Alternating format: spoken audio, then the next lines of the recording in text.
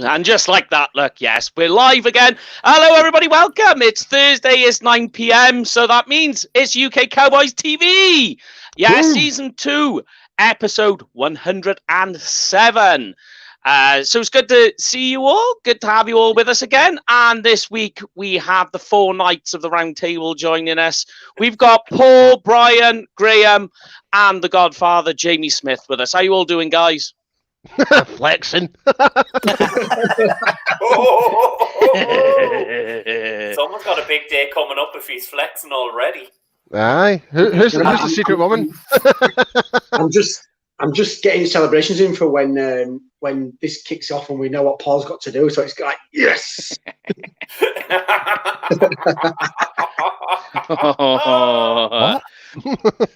I'm feeling spectacular. Yeah, just in case you're wondering, guys, as well, if you didn't watch it, there was an emergency podcast done on Tuesday. I wonder if you can guess what that's about. But these guys right here doing the work. I couldn't join you. I had to be away doing other things with work. I came up to go. Yeah, great show. If you haven't seen it, go back, give a UK perspective on the Dak contract, as well as what that means for the draft, free agency, and targets, really, that we're looking at. So go back and watch it. Episode 106, available on our Facebook. Just go to the videos, on Twitter, and on our YouTube, and everywhere else, wherever it is. It's everywhere and what have you. But this week, guys, it is Volume 1 UK Cowboys mock draft. There are going to be a couple more with various different ways we're going to do it, and rules and stipulations and how we'll do them. This week, it's literally a mock draft in a vacuum. No trades, everybody's rankings, their own personal rankings, basically going off that and making their own decisions on what they would do if they were the GM. They are the GM for the day. So, yeah, of course, when we make the picks, send in your comments as well, who you would take, who you disagree or agree with the choices that are made. But as we do every week, we're going to start off, guys, getting into the news and updates. Dallas Cowboys. Plenty of news on them. Does anybody want to take away what the biggest news of the week was? Anybody want to go for it? I think for the biggest one, because the guys covered it off pretty well the other night, but I'll just say, let me work it out. I'll just say 3 letters and you can think of it what you think. AFT, about that deal. AFT. About fucking time. I was wondering where you were going with it, because when you said 3 letters, I thought you were going to say DAK. I know, that's what I thought too. Hey, I like it though. That's a good idea, that one, Paul. Yeah. The only thing I'm wondering after Tuesday, did Tiny Jim get a second date? Oh, Dave. Oh, I know. Not to have a slag of our good friend Dave Hill, but did you see him at the press conference? Yes. Where Dak told him to? It's like, come on, Dave, hurry up. At the last minute, I was like, it's just not been Dave's week at all, is it?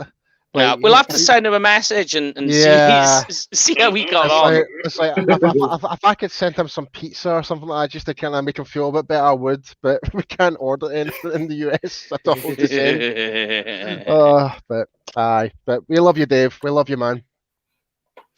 Yes, so that is also some news. Dave's date. Not sure why it's major news, but we're making it major news. But yeah, of course, the Dak deal is the biggest news of the week. As I say, episode 106 covered it all. I think the only thing I would add to it is it's like a huge weight has been lifted. Honestly, that we can just move on now. Honestly, it's like, I'm just glad we don't need to talk about this anymore, because it's been a burden for 2 seasons where the uncertainty, franchise tag, long-term contract, what's going to happen? Are we going to have to draft someone else? We don't need to worry about that anymore. And you can tell from the press conference what Dak was talking, like, he was just so happy it was all over. He can focus on football. It gets rid of that thing as well, doesn't it? Like saying in the draft, I know it's always uncertainty, but it pretty much definitely now, I say pretty much, it now means that number 10 is not going to be a quarterback or even the first round. So, I mean, it's going to be fifth round below for someone to come into development. Maybe. The good old Mike McCarthy project draft pick, perhaps, maybe. It's a maybe because we don't know what we're going to do with Danucci, if we're going to keep him or not. We don't know yet. Eesh. Yeah. I thought RJ put a great tweet. It was either today or yesterday where he said that the Cowboys have had a hell of a week. You know, we've signed Dak. We're now up to 11 draft picks. We're under the cap. We don't have to get rid of any major talent. Like, have you seen the amount of talent that's been let go in the past couple of days? Ridiculous. Salary cap. It's fucking ridiculous. Just look at tonight. Eric Fisher's been released, Danny, from the Chiefs, and and the other side. I can't remember what his name is, but they've let both starting tackles. And Jesus, they pretty much play with no offensive line in the Super Bowl.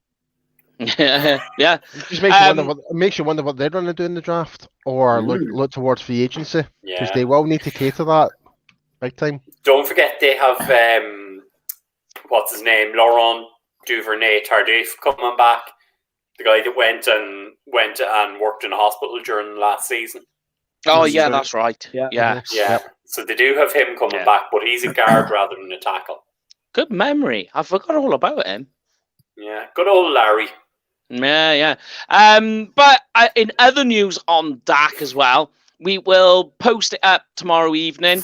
There is a video of Dak working out, and if you have any concerns about Dak's ankle, watch our page tomorrow. We'll post that up. It's going to be after the Fun Time Friday video that we put up every week during the off season. We'll put it up, and trust me, you'll be like, oh, okay, that guy looks like he's back on his pins. Yes, he 100% is. So that's some good news. In other news, the Cowboys also restructured some contracts mainly on the Cowboys O-line, freeing up just shy of 17 million on the cap. So that now means there's some money to play with in free agency, which is definitely going to be needed. But that is some good news. And we also found out an interesting fact, which we all spoke about today, that contract restructures aren't actually done with the player or the agent. It's actually written into their contract that they can literally just be like, yep, we're going to pull the trigger on this one and restructure your deal. And they have no say in it. The thing is, they're still going to get their money. It's just more it's just getting more dripped out a little bit. Yeah. But they're still getting their money. I don't see why a player wouldn't take a restructure, because you're effectively moving it to guaranteed money. So you're effectively just paying them prior to when they should be paid. So who's not going to turn that down? Exactly. It's like anything that was going to be a bonus is now, it's like, so my bonus is now becoming more guaranteed now. Yeah, I'm all up for that. Yeah. The only, I mean, like, the only issue you've got is it's like going, you've got this money, but you're not going to have it right away. You're just going to have to spread it over this amount of time. So I suppose that's why it's probably written into the contract that they have no say in it, because some would probably say no. They'd be like, no, I want my money now. I know he's stepping back just a little bit to the Dak thing. It's just come to mind now. And if nobody obviously saw the tweets and posts that we put out across the groups about the Dak deal, the best thing about the Dak deal, year one, he is less on the cap next year. This year coming up. This year, than the Eagles are paying. The Eagles are paying the Colts to play Carson Wentz. Even better. Oh, we jumped all over that Tuesday. We were all over that. Eagles, the gift that keeps on giving. And here's the final, Jamie. The Eagles had the audacity to make some cheeky comments saying, "Oh, you can't afford your defense." Well, look at us now. We just freed up so much cap space, and you guys are like $35 million behind, like over the cap. So get it right, obvious. But like, what the crazy bit is as well is go have a look on the rankings on Over the Cap or Sport Track, wherever you use, and have a look how many quarterbacks are being paid less, the less or the same as 22 million, and you'd be like, what the? there's some crazy quarterbacks in it. I know, obviously, what people are saying is like, yeah, but he's going to be, and it's the percentage of the cap people worry about. But what you got to take into account is over the next 3 years, the projected cap is looking to be just shy of 300 million. Yeah. We went into that on Tuesday. Listeners can go back and listen to it. But to touch on that, basically, we kind of toyed with the situation of the 2 void years. There is, is my understanding of it. I will be proven wrong. Happy to be proven wrong, but it's my understanding that there is already $13 million of dead cap. But like Mike has just said, the salary cap is going to go through the roof in the next few years. We've got the TV deal to worry about. $13 million in 2025 isn't all that much of a worry, to be quite honest. No, if you say it's going to be, even if you say it's 250 million, right? And they reckon it's going to be more, mostly because America's coming round to the worlds of sports betting, and that will add to the amount of money that goes into the pot because of sports betting. I know we're rambling on about this a bit much, but if you add that to it, they believe that's why he's going to go up even more, because that's the road that they're going down, especially with the likes of, DraftKings and all the rest of it, because that will get added to it as well, apparently. But just want to give a shout. Thanks for everyone that's tuning in right now. We've got people coming from the States right now, like the Keith that just commented there.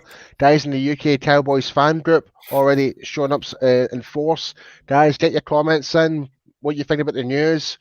More comments, the better. More we can talk about. Yeah. Yes. If I can just following on from your point there, Mike, on the on the salary cap and it's going up and stuff like that. Yeah. Like, I think the projection is that by this time 10 years, the salary cap is going to be something like 400 million a year. Yeah, I've heard something like that. So it's going to be crazy. But the other thing I found funny was 400 million. Jesus. More than that, they think. Potentially more. But Dak's new contract is more than Tony Romo was paid in his whole career. That's correct. Money. Yeah.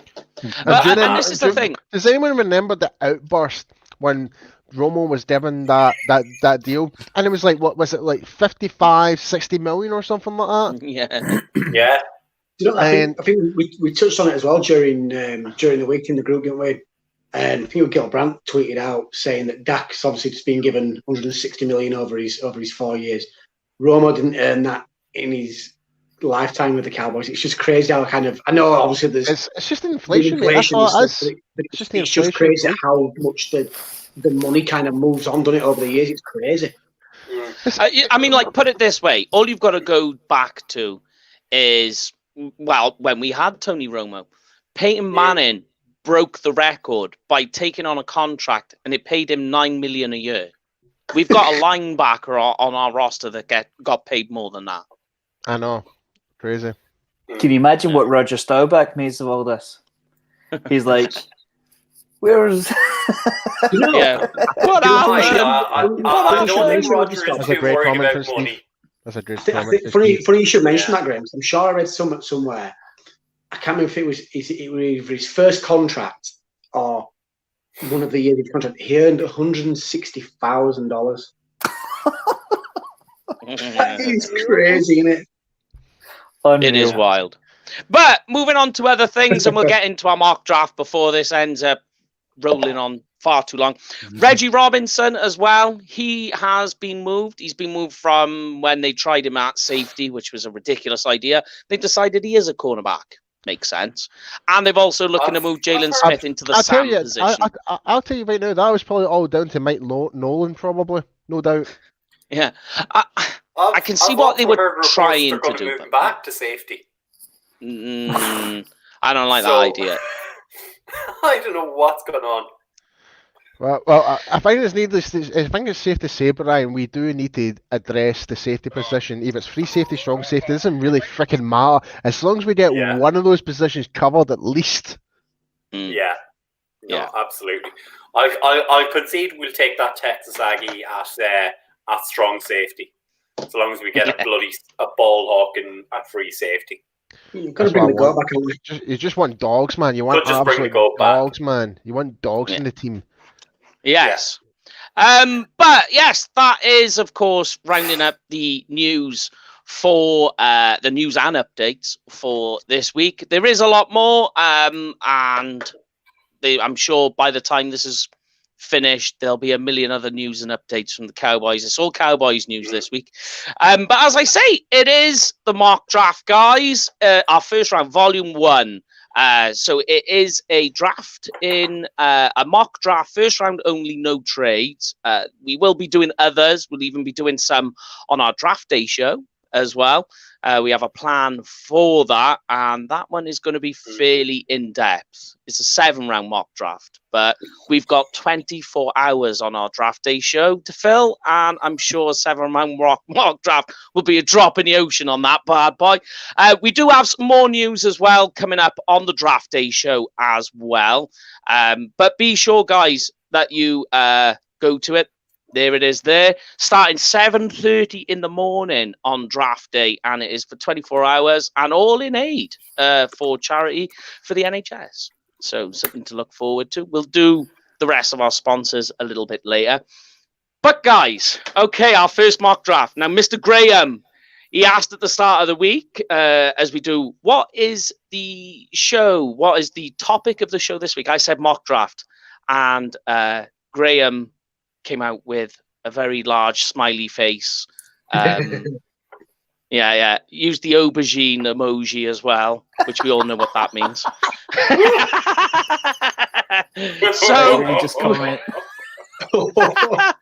So, of course, this is where we're at. We'll begin it in a moment. What I will say, guys, is everybody send in your comments who you would take. Get involved with us. Tell us whether you agree with the pick or not. The order is, and let me write this down so I do remember, because things have changed slightly today. You've got it as well. That's good. Yeah. So the order is it's great.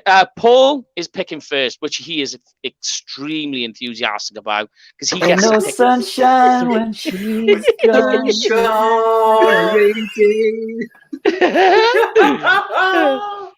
Then it's Graham.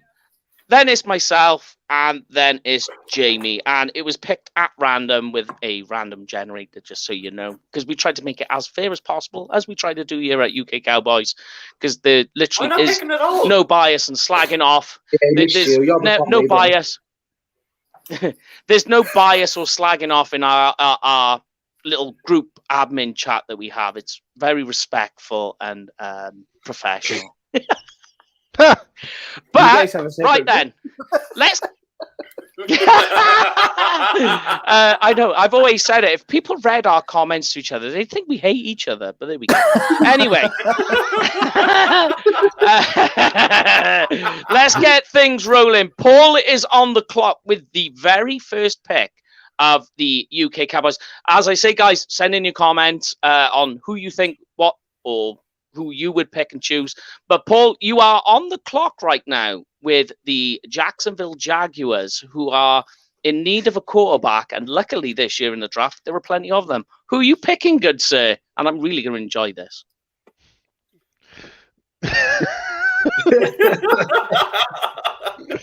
Fucking awful. You know what? Nah. You know what? Fuck you. I'm gonna do something a little bit different. I'm gonna go with Zach Wilson.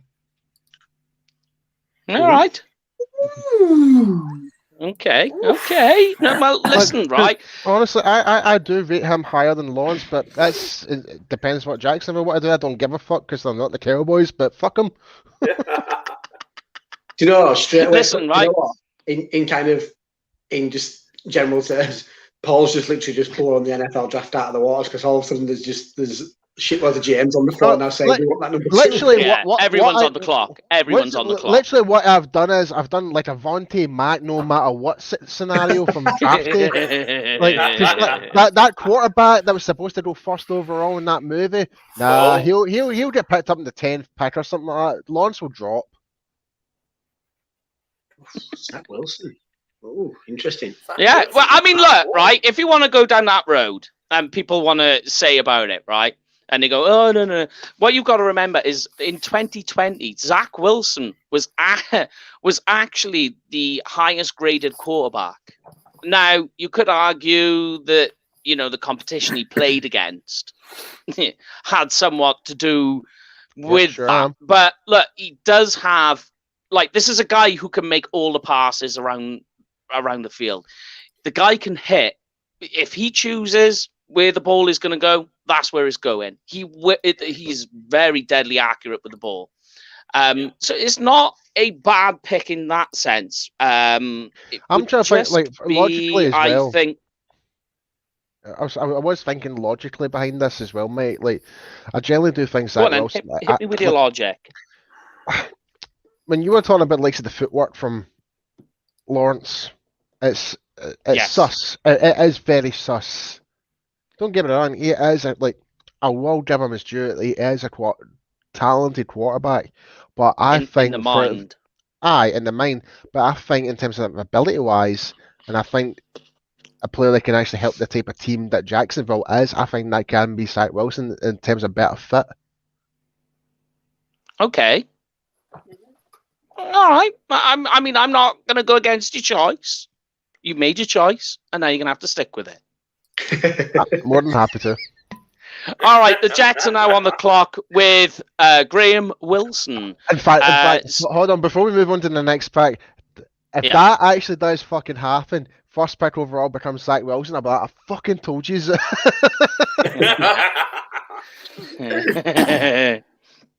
Yeah, I mean, here's another team. You could argue, I don't think it's the case. You could argue they go quarterback as well. But I think that they're sticking with their guy. But, this is another team that has got quite a few holes on this roster. Anyway, yeah. What are you going with here, Graham? Because now Trevor Lawrence is fallen to you. I did all my teams I did a mock with on Wednesday night and Thursday morning again, and not once did I have Trevor Lawrence. See, up until 10 minutes ago, I was all set to take a skill position. Now there's going to be no. I was all set to take Jamar Chase, but makes sense. But I've got a chance at Trevor Lawrence. Yeah, but Hall of like Famer. We said before, if this happens, the Jets phone lines are ringing off the hook. Yeah. It'll be an NFL draft without it. Very true. And it wouldn't be an NFL draft without the 3-2-1 Jets booing. Exactly. Exactly. The Jets were slagged off for winning a couple of games to get out of the Trevor Lawrence sweepstake. Lottery. I mean, the fall to 2 and still get him and they're still booing. Just no fucking logic, is there? None. You're going to have to do it great. In this situation, do you know what, actually?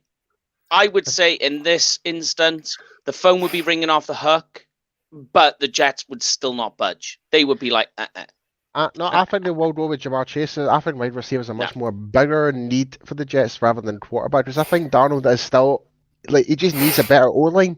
He really does. With the second pick in the 2021 NFL draft, the New York Jets select Trevor Lawrence, quarterback, Clemson. Yeah. I think Paul stumped you there, didn't you? You had no choice there, just for the fact that...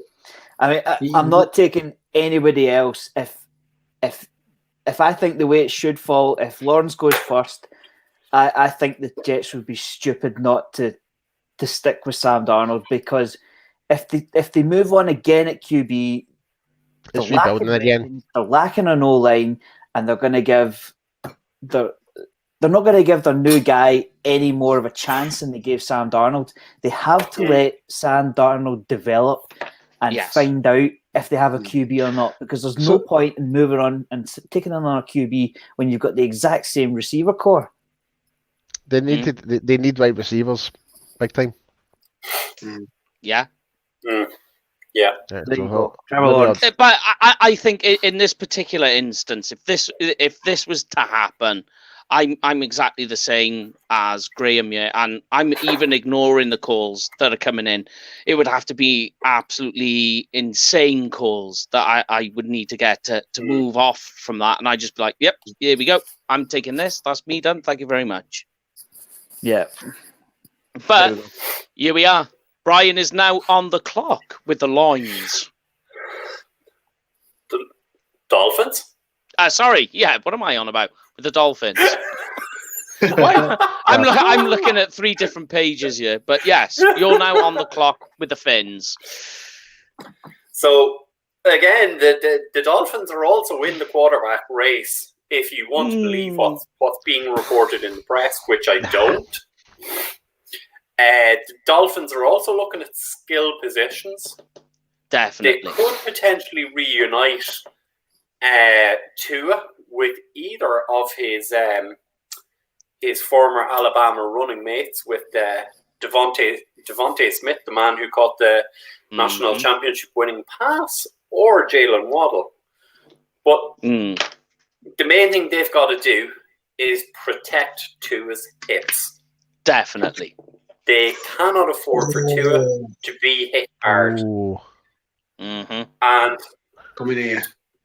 I am going to launch a bomb with the 3rd pick in the draft. The Miami Dolphins select Rashawn Slater. Okay. Wow.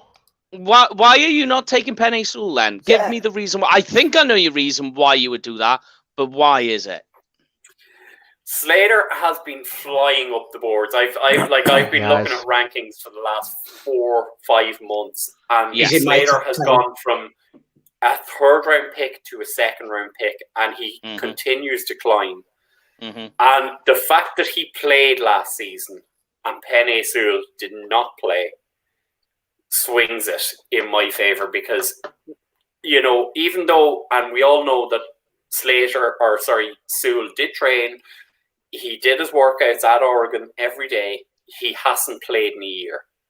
I'm trying to bring in a guy at left tackle. Yeah. That was the reason I was thinking.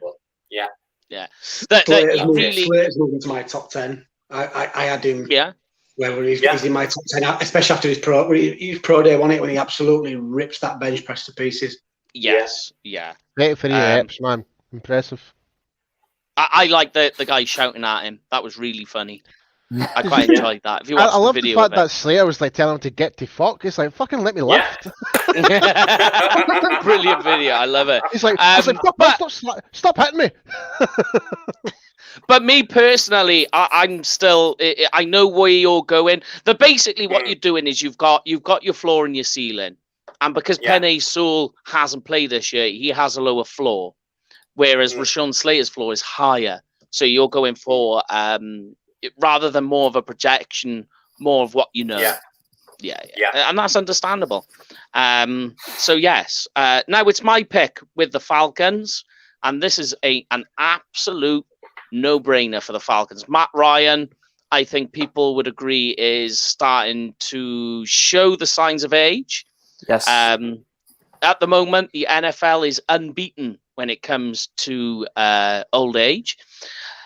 And we've seen 2 quarterbacks go already. I'm going to be taking a 3rd who has really, since he moved from Georgia, absolutely went on fire. Has his up and down games. Dual threat, though, which is what I like in Atlanta. That actually fits something that they really have been missing while Matt Ryan's been there. So the Falcons are going to take quarterback Justin Fields. Yeah, makes sense. Makes sense. Bring him in while you still have Matt Ryan on the contract. Yeah. Supposedly learn for a year. How often have we heard that before? But supposedly learn for a year. I'll be honest. I would have thought you would have went with Kyle Pitts, to be honest. There is Kyle Pitts is an option, and Penei Sewell as well. Penei Sewell, but the reason I haven't gone Penei Sewell, because if he was on the board, the Falcons seriously need to consider him. But the only reason that I haven't is offensive tackle is just so deep this year. It's extremely, and that the Falcons can wheel around into, later on down in the draft and pick their offensive tackle, and it's fair enough for them.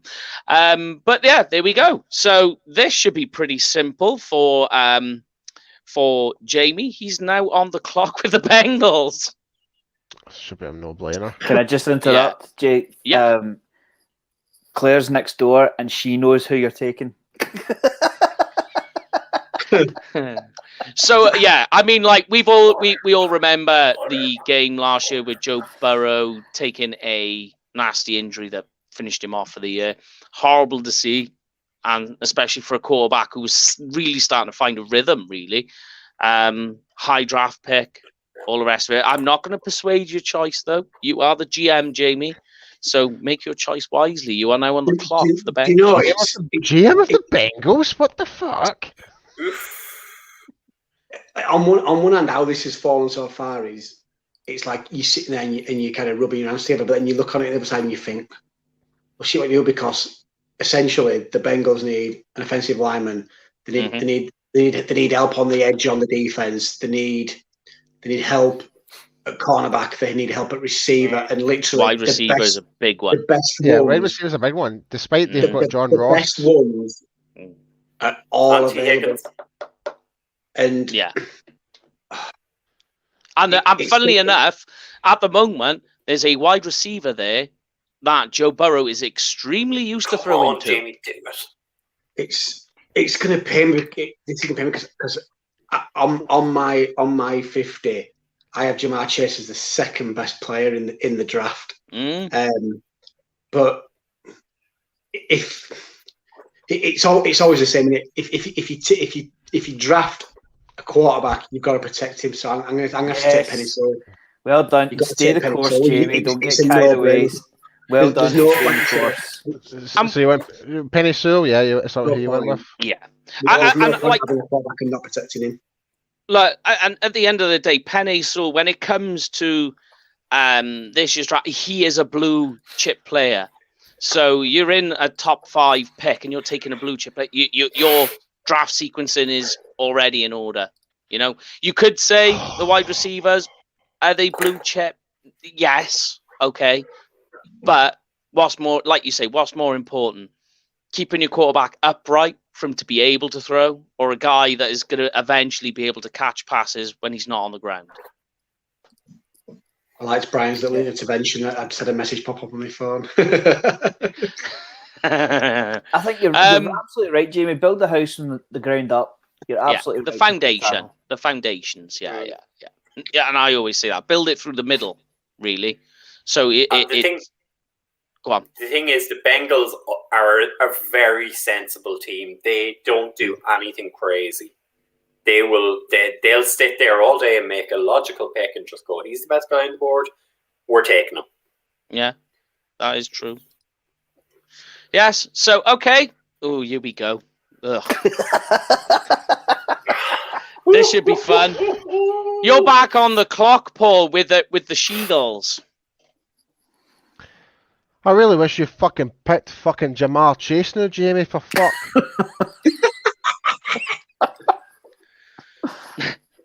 But if that's one thing the fucking She-Dolls need is a fucking wide receiver, so I'm just going to go cut to the chase. They need a lot. Hey, cut to the chase. Hey. Yeah. You're taking Kyle Pitts? No. No, I'm not taking Kyle Pitts. No. It's between Kyle Pitts or Chase, but I think they're more desperately in need for wide receiver rather than tight end. They just need speed. They need as much help they get, to be honest. And yeah, so with the 6th pick overall, I'll be picking Jamar Chase from LSU for the Philadelphia She-Dolls. Yeah. And man, in the NFC East, stocking up on wide receivers, that's for sure. But like you say, the Eagles, they could take Kyle Pitts. Is another one. I mean, like, they're just across the board. What they're after are just guys. You know, Trey Lance as well. There's talk of QB still. The thing is, though, yeah, you know, and in reality, we don't even know what the fuck the Eagles are going to do, because they're going to have to do something with Zach Ertz. They're going to have to do with other positions like Fletcher Cox and all that. They may actually jump back into the first round later in the round and try and get a D tackle or something like that. Very possibly could, yeah. We don't know, because they are screwed right now in terms of the cap. Yeah, very true. And they just need players. They need and speed, because even before all this cap trouble and all the rest of it, they were just a slow offense. Like across, they were just slow. You know. Yeah. But like Jamie says as well, they're another team that is very possibly humming for a quarterback, depending on what they decide. You know, is Jalen, is that their guy? Is that what they're going to go all in for? Or are they going to look to upgrade? You just don't know at this stage. But there we go. Lions are now on the clock with Graham. And, again, wide receiver, cornerback. Again, quarterback, maybe, possibly. Okay. Matt Stafford wanted to move on for the Lions because he had very little weapons. Yes. We addressed running back in DeAndre Swift last year. So with the 7th pick in the 2021 NFL Draft, the Detroit Lions select Devontae Smith, wide receiver, Alabama. Yes.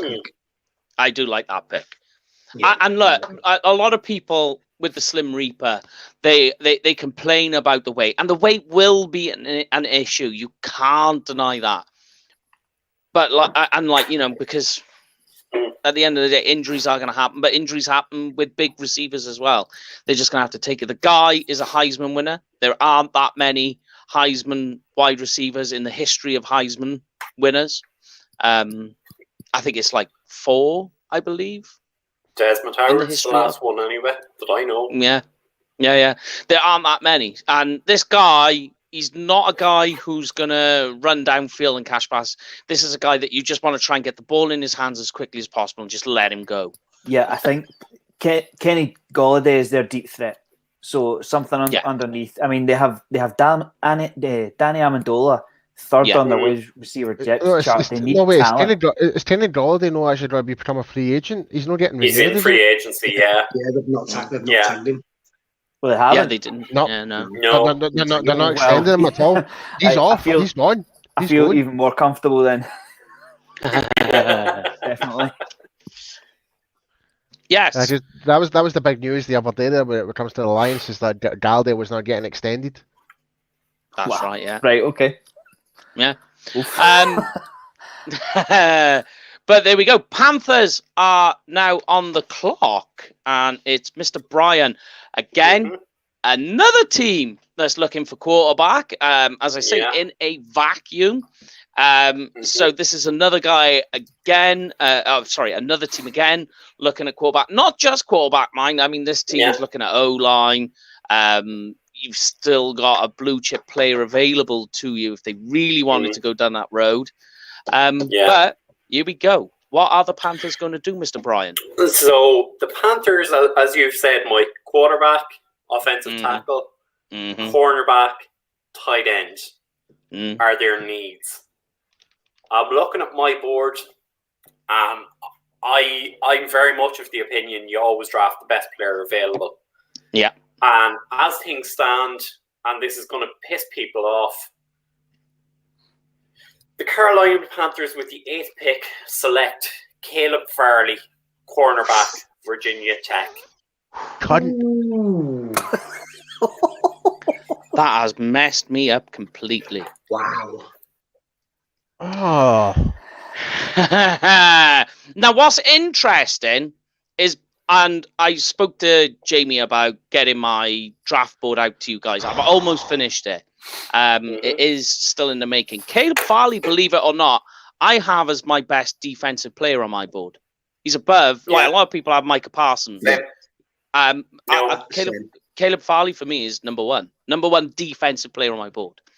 I know what people are going to say again, playing at Virginia Tech about the competition, having a year out, but the ceiling for this guy is just phenomenal. If what you've already got and what he then could become by showing him some other things that he can do to become more efficient, the ceiling is just it's explosive. His ceiling is actually higher than Patrick Surtain. Yeah, that's what I would say. Yeah, I think the scouting on it is that Surtain's probably more NFL ready at the minute, but you say Farley's just got a higher ceiling on it, and it's a bit more rounded in it than Surtain. The Surtain is, his floor is higher basically than Caleb because you know what you got, and I think with Patrick Surtain, I think he will actually go before Caleb because you know more what. He's a known commodity where Caleb, and in this sort of draft, this is the sort of draft without the way everything's going, with Rona and all the rest of it, that a known commodity is like I would actually say that Patrick Surtain is, of all the players in this draft, most about him than any other player. You know exactly what he is than any other player in this draft. He's the most known commodity. But that, there we go. So that means the Broncos are on the clock, and I've just talked about Patrick Surtain, and that's who I am taking for the Broncos. They are absolutely desperate for the defensive back. To be honest with you, if Caleb Farley went at the Panthers and I was the Broncos, I'd be absolutely pantsing myself. I'd be like, no. And if I was the Cowboys as well, seeing Farley go to the Panthers, I'd be getting itchy feet. And I've already got my opinion on the draft pick. Anyway, at number 10, I'd be trading down. What nearly got scudded off the wall, Paul? What did you pick up there? I was about to throw my fucking keyboard away. And I just realised in the process of that, I pressed a couple of keys and I've already made some automatic draft. Because I've got my draft, I've got my draft board here, and I automatically pressed a couple of keys and it's already fucked up. So I need to refresh my screen and re-add everybody back in again. Fucking but yes, the Cowboys are now on the clock, and as I say, if this happened, I'm definitely trading down. But I mean, we're not doing trades or any of the rest of it. It's a vacuum. The Cowboys pick is now on, right? Now, so go on, Bri. You go for it. Before we pass the pick over to Jamie, folks, don't be afraid to get in your picks. Let us know what you think of what's happened so far. You can see who's available, who's on your board. Let us know who you would pick in this situation. Go down the board, Brian. But let everybody know who's right. Who's so number one's Zach Wilson. Yeah. Then it was Trevor Lawrence. Then it was Rashawn Slater for the Dolphins, followed by Justin Fields, quarterback to the Falcons. Penny Sewell to the Bengals. Jamar Chase, wide receiver to the Eagles. Devontae Smith, wide receiver to the Lions. Caleb Farley, cornerback to the Panthers. Patrick Surtain, the second cornerback to the Broncos. And we're now on the Cowboys pick. Do you know what now, the issue you've got is your two corners and your two offensive tackles are gone. It's too rich, I would say, to take safety at this point. It's way too early. I think if it was me, I'm sorry, but if it was me, I'm really even tempted to even think about Micah Parsons. To be honest, is the next thing. But the issue I got is we spoke about this today. I don't like the Micah Parsons pick because you're basically drafting a Sam linebacker. Hold on, let me. It's high. It's high for a linebacker.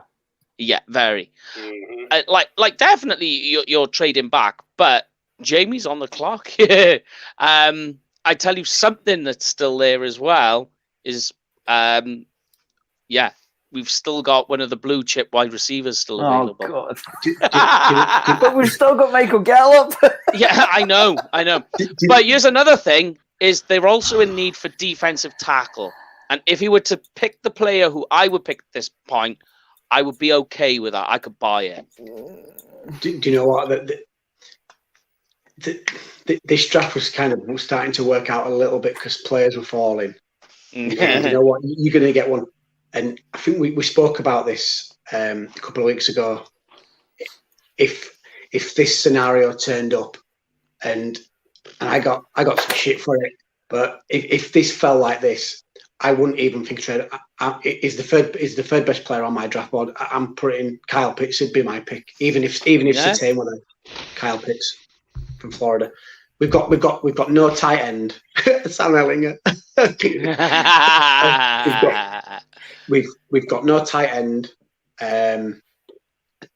Kyle Pitts is essentially tight end that is built like a wide receiver. No, and to be fair, you've just sealed your quarterback up for another 4 years. Give him another weapon. Now it gives you that option then to move Michael Gallup and maybe try and sneak and try and get a pick where you can maybe sneak back into the bottom of the first round or somewhere in the second and take a defensive back. So yeah, I'm taking Kyle Pitts. I'm sorry, Jamie, but what about bloody Blake? Fucking Blake Jarwin. Jaws. Like not for me. They're not good enough. And to be fair, even with how this is falling out with no trades, there's nobody else I would even consider taking it top 10. Yeah. I mean, like, look, he is. Like, funnily enough, right? One of the guys. So this guy that we're talking about, Kyle Pitts, yeah. Brian Broadus made the point of drafting him this week. He said, look, if you picked him, this is a future Hall of Famer. This is a guy would immediately... No, mate. Nothing is never guaranteed. That's the thing about the draft. It's not guaranteed. What they're saying is, you know, what we're looking at projection-wise is a future Hall of Famer, projectedly. He's going to help your offensive line, right? Because he is a good tight end. He's going to help your wide receivers. He's going to help Dak. He's going to help Zeke. So in order of all of that keeps your offense on the field. If your offense is on the field, the worst part of your team that ranked last year, the defense, they're not on the field. There was how I set my board out. There was only 2 players left in my top 10 left on the board, and one of them, I think pick 10 was probably a little bit too rich. I got Micah Parsons ranked at 10, but I just couldn't take Micah Parsons, especially if Jamar Chase is there. Like I say, if it was Micah Parsons and one of the quarterbacks, then yeah, and to be fair, if one of the receivers were there, I'd struggle maybe even taking one of the receivers. Oh, sorry, no, actually, yeah, there was Jalen Waddle. Sorry, I had 3 last night. Waddle. You had Waddle. I just couldn't consider taking another wide receiver, especially when Pitts is there. Because to be fair, you could argue as well that after Chase, Kyle Pitts is probably the best receiver in this draft. If you took away the fact that he's a tight end and you just put him as a wide receiver, he's right in the mix between the 3 wide receivers. And I totally agree with you as well, Jamie, that if you look at Jaws, and look, not taking anything away from Jaws and Schultz, both of them are good tight ends. But like, it's more so the contract, though, mate. It's more so the contract that we just gave Jarwin more than anything. It's like I don't see the point of us drafting someone when we just gave a tight end a brand new, like a 3-year deal. But Pitts does make your team immediately better by drafting him. Yeah. Immediately that team's better. And like me and Jamie were saying before, is Jaws and Schultz a starting tight end for the other teams in the NFL? For most, no. And if you look at the rankings around the league in terms of coming to this draft, Kyle Pitts is in the top 5, at least the top 5 for every single. He is a blue chip member of the media. And how often does it? Like, look, how often does a blue chip player like that fall to you at 10? Yeah, he's a blue chip player. Who's the next pick, and what would they do? Yeah, they would definitely, in a heartbeat, they would take this guy, because Evan Ingram for the Giants, he's off. He's going. And you imagine what the Giants could do with Pitts, I mean, straight away we're struggling. The Cowboys are struggling to defend against them then with what we have. And you've already got Jamar Chase coming into the division as well. With a busted-up secondary. And another reason for taking Pitts as well is it makes your passing game a little bit more well-rounded, I think, just for the fact that we haven't got that higher echelon of receiver. That's no disrespect to who we've got on the roster at the minute, but if you put them in the game, you know that if you're passing, the ball's either going to go to Gallup, to CeeDee Lamb, or it's going to go to Cooper. Now, you put Pitts in there and you play empty backfield and put, say, 3 receivers in there and Pitts, who's the ball going to go to? You just haven't got a clue. So I think it makes your offensive passing game a little bit well-rounded as well and a little bit less predictable. You create an odd man out as well. Like I was saying a few weeks back when we talked about tight end, if you look at the last 3 teams that made the Super Bowl, they just so happen to have the 3 best tight ends in the league. So you have the 49ers, the Chiefs, and the Bucks. So are you actually definitely going with Pitts? Yeah. Oh, yeah. Fuck, right, okay. And just like the last comment there, right, you guys keep talking. I'm going to restall this. I'll be back in 1 second. I would consider now. I need a freaking break. I'd consider trading Michael Gallup now and try, like I say, get into somewhere in the second round that I can get an offensive tackle, or I can get a DB, or even, like you say, packaging something to get back into the second round, into the first round somewhere, and maybe even to pick up JC Horn later on. JC Horn. Yeah. And don't forget, there's going to be guys in the second round that you can take, but the Cowboys have had a look at their eye. Like this week, you had Eric Stokes, who ran an insane 40 time. There's a guy you could take in the second round who could be there for them in the second round. But let's move on to the next one. I'm trying to be as professional as I can. Yeah, it's Graham with the Giants. It's Graham with the Giants. Let's get on to the Giants. No, it's not. It's me. Paul. Paul, hold on. Paul with the Giants. I do apologise. Jesus Christ. Paul,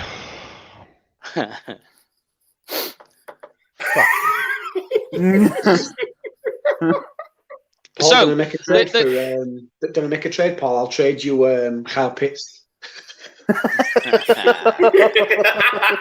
Yeah. I mean, at this point, like, if you look at the Giants roster, who have they got catching passes right now? Especially if they're shipping Evan Ingram. No, I know who I'm going to pick. It should be fairly easy. It should be, yeah. I'm just trying to see of the alternatives, what the Giants need and stuff like that. And it's clear cut. And I'm quite surprised he's not been picked earlier, to be honest. And it's I'm going to go with wide receiver Jalen Waddle from Alabama. Yeah. Mm-hmm. And some would even argue, mate, that he is the better wide receiver. Well, that's what I was going to say. I would say that's probably going to be one of the steals of the draft if he falls down to 11. Oh, God, yeah. This is the point you didn't screw the Giants up completely and just take Trey Lance just to piss the fans' base off even more. No, I mean, look at it this way. That wait, hold on. I just saw a comment there. Never. He will, trust me. He changed his mind on CeeDee Lamb, so he will change his mind on Kyle Pitts. So, fucking hell, man. Fucking dick, he is on the sauce. But I mean, the Giants really, if you look at it, I mean, this is a team just desperately in need of pass catchers. They can't stick with Sterling Shepard and Evan Ingram not catching passes for another year, especially when what they expect about Daniel Jones throwing the ball to them. Yeah, I mean, and when you think how much draft capital they spent on Daniel Jones as well, they really need to try and help him out a little bit. So we are on to now Brian with the 49ers. Graham? Mate. Yeah. Graham, even. Yeah. Graham. So we're on to the 49ers. So ironically, like, some people are saying that quarterback could be a choice for them because obviously Jimmy G, not the guy they were expecting when they gave them all that money. No. Although he did take them to a Super Bowl, some will argue that was more the defense. But this is a team that did try last year to fill their need, which was at cornerback. Another team as well with offensive line issues and defensive line. So there's plenty of options here and plenty of options on the board for them. Yeah. Looking at most of us will know the season that the 49ers had riddled with injuries. I mean, it was almost as bad as the Cowboys. Just to give you a quick run through, their leading rusher, Jeff Wilson, had 600 yards for the season. Mm-hmm. Their leading receiver, Kendrick Bourne, had 667 yards for the season. Jimmy Garoppolo threw 1,000 yards on the season. You know, it's. I mean, they're picking at 12, but they could quite easily have been picking higher than that. Going by my board, not comfortable with any wide receiver. Not comfortable with any tackle. I don't know if they necessarily need offensive line. Yeah, they need O-line as well. More interior line. They need a guard. I would say interior. Yeah, interior. Yeah. Check the guy from what is it from Whitewater Rapids. He might actually go first round at the end. Who knows? The way things are going. The only thing I would say about interior offensive linemen is this year they are not very good. Not that they're not very good. Right, they're deep, but they're deep more later down the draft. Yeah, I think I've only got one in my top 30. I think, if I remember. Although right. there are a couple of guys, if you took them, I'd be okay if you kicked them inside. So I kind of given away who I would take. Right. Okay. We're gonna go with the thinking that Jimmy G is our guy. Okay, that's fine. And we're gonna go Gregory Rousseau, edge rusher, Miami. Oh, yes, I like that. I like that. I like that a lot. Funnily enough, I'm actually quite surprised. Actually, no. I mean, like, funnily enough, I mean, I got the Vikings coming up after Bry takes his pick with the chart, and that would have probably been my pick as well. The guy is a beast. He absolutely played. He absolutely played out of his mind. Like, he's big. He's a big guy. Freaky build. Like, he's absolutely ideal if you keep him out on the edge. I don't think you want to try and bring him in because there's not enough power to bring him in on the inside as an inside lineman. But yeah, I like that pick. Probably one of the better players coming out of Miami Hurricanes for a while. But okay then, it's on to Brian with the LA Chargers. I almost made a mistake there, and again, it depends really which way they wanted to go about doing this. Hold on a minute now, Brian, where are you? Yeah. What I saw from looking into the Chargers was they're lacking offensive tackle, interior O-line, cornerback, and edge. And I thought offensive line is a big need. I had my pick, and I thought Graham was going to ruin it for me, but he didn't. And I think I'm now going to throw another grenade and ruin Mike's next pick. Because the pick for let me start right LA Chargers is offensive tackle from USC. Elijah Vera Tucker. He stays at home in California. I've got him as a guard, though. I like this. I like the pick. Yeah, I'm kicking him inside too. That was what I was talking about. They can do what they want with him because I like the pick, though. Great pick. It might be a bit rich, but it's more about that you're going more for the fit, because this is like a guy that's like on my comparison on my board, I've got him as like TJ Lang, that sort of offensive tackle. So basically, and if you really wanted to, I think he played better on the inside, like his ceiling and floor are higher as guard. It's more his reactiveness. He just reacts really, really well to everything. So yeah, I like the pick. So it's on to me now with the Vikings, who really talking about what we were on about earlier is this is a really their foundation on both sides, offensive line and defensive line. What they're in need of. Going through what I've got here, though, what I'm most interested in is on my board, I have a top 10 player still available. I actually have two, but one I'm completely ignoring. So I think in order to help the Vikings with their line, and this guy, freakish athlete, talked about his 3-cone speed for a guy of this size, needs to work a little bit more on his pass rush skills, but will immediately upgrade the D-line for the Vikings. I'm taking Michigan's Kwity Paye. Ooh, nice. Yes. Yeah. So that leaves me now with only one more guy in my top 10 still available. But the Patriots, who are in need of a quarterback. Who did you pick, Mike? Kwity Paye. What position? Defensive end from Michigan. Absolutely. If you was to say about a guy that he's from Michigan, but Michigan defensive end. Yeah. No, but that's what I mean, though. But you know where I'm going with that.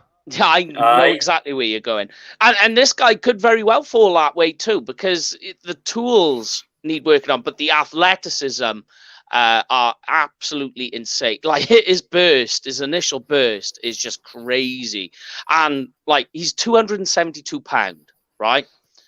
And he ran a 3-cone in like a ridiculous speed in like 6.2 seconds, which is ridiculous. Like there are wide receivers that won't do that. But if he was to say a guy of 272 pound is that quick, you can imagine what he looks like, just muscles on muscles. And that's what this guy is, Kwity Paye.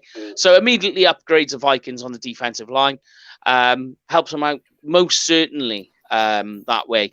But yes, it's the Patriots next now with Mr. Jamie Smith. As I said, a team looking most definitely a quarterback, as they have none at the moment, really. And is still one of the top quarterbacks. I'm very surprised he hasn't gone. But it's over to you, Mr. Jamie. I was hoping with your last pick you were going to help me out here, because I've got my last player in the top 10 still available and my player at 11 still available. And one of them is a quarterback. And the Patriots, like after last year with what we saw with Cam Newton, like I think I can't even remember. Was it 12 weeks he went without throwing a touchdown pass?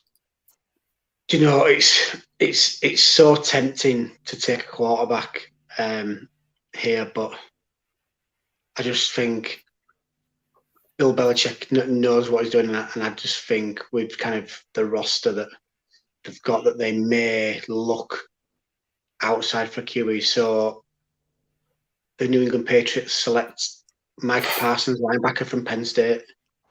Now that believe it or not is a real typical Patriots pick as well. That type of linebacker. That's like probably of all the guys who've taken, that's probably the best fit. Like, it was just 2 weeks. Like I said, he was my last top 10 player. I had Trey Lance at 11, but like you say, for some reason, Bill Belichick just seems to not like rookie QBs, does he? So I could see. I know Gray took defensive end, but I could see the Patriots maybe looking to try and get Jimmy G if he was a. I mean, like I say, if he ended up going QB, so you just never know, do you? But yeah, definitely. Just a little bit too rich to not pass on, or to pass on to Micah Parsons. Yeah, or what's probably more than likely written all over him. He really does. I mean, like you know, we spoke about our pick, Kyle Pitts. There's another guy that's a perfect fit for the Patriots. Just, you know, Parsons, very typical pick for them. Like, not typical, but perfect in stylistically as a linebacker, what fits for them. But Cardinals now are on the clock with Mr. Paul and a team needing defensive back, running back, defensive line, tight end, inside offensive line, linebacker, wide receiver. The list goes on for these guys. I think more than anything at this point, it's defensive line that they're in need of. No, not really. I think they might. You're not going down that road? No, I think they might go offensive, especially with this particular play I'm looking at right now. Mm-hmm. I could be very wrong, but looking at what I've got lined up in terms of draft position and stuff like that, I am going to go with running back from Clemson, Fuck Travis you, Etienne. Paul. Sorry, Paul, but fuck you. I was hoping he was going to fall all the way to the Bills. The one thing I will say is on screen passes last year in 2020, I know this off the top of my head, he has the most yards of all college players. He has the most yards from screen passes. And that suits Kyler Murray quite a lot. And especially with the air raid. If you think that the Cardinals play in the air raid offense, so that's a lot of 3 wide receiver sets. So you're playing with your nickel dime back. So that's already putting pressure on them to have to cover deep. So then you start throwing screen passes in as well as Kyler Murray's legs. Instantly, you're spreading that field right out, stretching it horizontally, if you like. I can't believe you just did that to me, Paul. I'm sorry, man. I love you. When I told you to fuck off, I would just show you some brotherly love. So Graham is on the clock with the Raiders. So just quickly, we'll go down the board again. So go for it, Greg. Zach Wilson went to the Jags. Lawrence to the Jets. Slater to the Dolphins. Fields to the Falcons. Sewell to the Bengals. Chase to the Eagles. Smith to the Lions. Fairley to the Panthers. Surtain went to the Broncos. Pitts to the Cowboys. Waddle to the Giants. Rousseau to the 49ers. Vera Tucker to the Chargers. Pay to the Vikings. Parsons to the Patriots. And Etienne to the Cardinals. Just for a quick rundown. Okay. The Raiders have their QB. Mm-hmm. It's always a bonus. Defensive line and linebacker is a huge need for this team. The box is like very weak. So is the board. In terms of they've got a perfect pick, mind.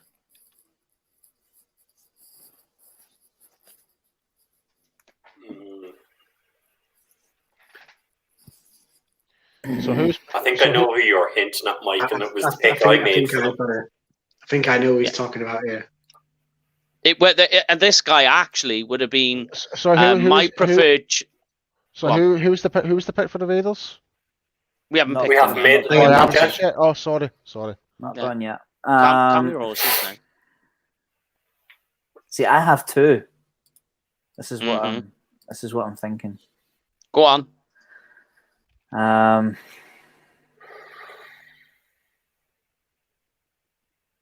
Ooh, interesting take. That's a little bit. No, that's the guy I was looking at. A little bit of Marinelli. Yeah, that's the guy I was looking at. That very guy. It's not who I'm looking at, but I could see Marinelli doing it. On my board, he's 13. Barmore? Yep. Wow. That's high. Right behind... Has he gone yet? He has not. Right behind a very good tackle. I don't know if they need offensive tackle, though. No. Their offensive line is... Inside is where they need work. Outside, their tackles are fine. Inside is where they need work. I love Barrymore. Space Eater. What was the which is I'm very, very good against the run. Right, I'll let you in. It's between Barmore and Jalen Phillips. Oh, Jalen Phillips. Believe it or not, Jalen Phillips over the last couple of weeks has started flying up boards. I like Jalen Phillips, the other Miami guy. Frank Clark. There you go. That's who he reminds me of. The only issue I have with Jalen Phillips is the injury history. That's what I have trouble with. Like absolutely dominating in the trenches. A lot of power.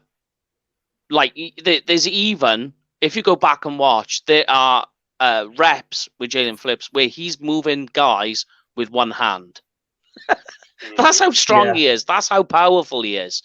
But it's the injury history, and that's what scares me, especially for a first-round pick.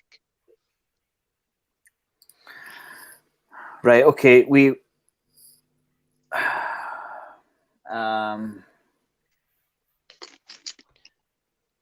There are. If you wanted to go on. Sorry. I'm trying to think of who was the defensive end they took, and let me look him up because that's annoying me. What, really, really early? They went Cleveland Farrell. Yeah. 2 years ago. It has just not produced. It's not. No. Let's hope he can find his form and go Christian Barmore, defensive tackle, Alabama. Yeah. That's a good pick. I like it. What number with that? I do like that pick. I think, to be honest with you, because on NFL UK, I wrote up about Cleveland Farrell pick and gave it an F grade, and I got absolutely slagged off for it. But look how that worked out. Bunch of amateurs. Yeah, well, that's it. You know, some people, they don't get it. They think you've got some ulterior motive when it's not. You're just trying to help people out. But Brian... Anyway, I'm not getting into that before I get told off. You're back on the clock with the Finns. With the Finns again, and looking at their needs, offensive tackle, linebacker, running back. Paul took Travis Etienne off me. They need an edge rusher. But their greatest need, and like I'm kind of looking and going, there's two guys here I would be interested in taking. But this is about giving Tua some weapons. You've already protected him with Rashawn Slater. So now it's time to give him something to throw to. And that's a huge need for them. This guy, I considered, as I say, I considered Ojulari. I considered Owusu Koromoa. And they would help on defense. Yes. But this guy that I'm going to pick for them, I think is one of the sleepers of this draft. Okay. And they are taking wide receiver from Purdue, Rondale Moore. I like Rondale Moore. I like him a lot. Yeah. Do you know who he reminds me of? He is like a spitting image of is Steve Smith Sr. Absolutely, Steve Smith. He is triple S all over. Do you know? Do you know? Just with his draft ratings. Do you know who reminds me of it in terms of that? I don't mean obviously that, but reminds me a lot of Travis Frederick. A lot of people have got him low, but a lot of people have got him high. I've seen some that say late second, early third. And like you say, but some people got him in the first. Yeah. I mean, what it is with Rondale Moore is just like he just literally can stop, and he can go from 0 to 60 really quick, and then 60 back to 0 so fast, and then kick back out again. And you're just like, man, that's Triple S. That's Steve Smith Sr. And like, you know, he's strong, good route running skills too, very efficient. I like that pick. Miami would be very happy with those 2 picks you've given them. Yeah. Can I be a pin? Can we just go through the picks again? Because So number 1 overall was Zach Wilson to Jacksonville. Number 2, Trevor Lawrence. 3, Slater, offensive tackle to Miami. Number 4 is Justin Fields, quarterback to Atlanta. Penny Sewell, offensive tackle to Cincinnati. Oh god, I can't fucking remember his fucking name. Jamar Chase went to the Eagles. Devonta Smith went to the Lions. Caleb Farley went to the Panthers. Patrick Surtain II went to the Broncos. Kyle Pitts went to the Cowboys.